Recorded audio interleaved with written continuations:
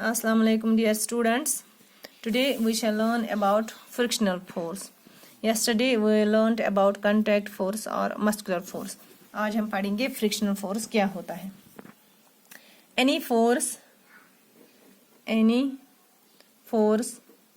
that पहले आप ये definition देखिए फिर मैं समझाती हूँ. Opposes the motion of an object due to contact of the object with other bodies. Yes, simply we can say it is the force exerted by a surface on moving objects. For example, ये one बताएं. ये जो सब force is exerted guys by a surface on moving object. का moving object है, moving object वनो इस rolling of ball. Ball च पका roll करा. Rolling of a ball. ये ball च movement करा सुच पका अख time आए सुच वारा दूर गए सुच रका.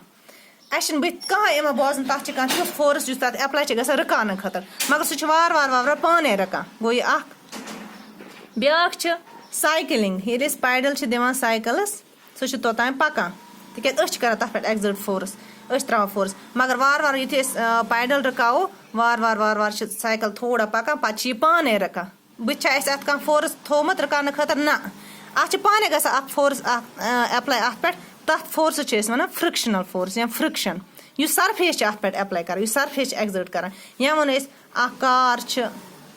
कार और स्कूटर पकान कार पकान तोतान इंजन तथ इंजन ऑफ कर सह वार कार ते पाने रकान स्कूटर ते पाने रकान अमन सारें एग्जाम्पल अगर तुम वो रोलिंग ए बाल अत आन कह बुत कह तुथ फोर्स रको या साइकिलिंग बुत आन कह तथ नफर यह पाने रकान यह पाने रकान यह कुस फोर्स अत पे एक्सर्ट गसान बाय सरफेस तथ सरफेस ये पे पका वत तथ सरफेस पे ये पे यह मूविंग ऑब्जेक्ट पक सो सरफेस अत कर फोर्स एक्सर्ट तथ वन फ्रिक्शनल फोर्स यह force it acts on all the moving objects and its direction is always opposite कह opposite अमिच direction opposite to the direction of motion of an object तक तोरा फिक्री direction of motion of an object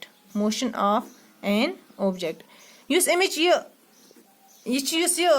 frictional force यह act कर सारे moving object पे and is अमिच direction सह opposite to the direction of motion अगर योर आस बाल पकान इस फ्रिक्शनल फोर्स एप्लाई गई सह गमिस अपोजिट मतलब यह फ्रिक्शनल फोर्स रुकाय अमिस since this force arises due to the contact between थो ख्याल contact between surfaces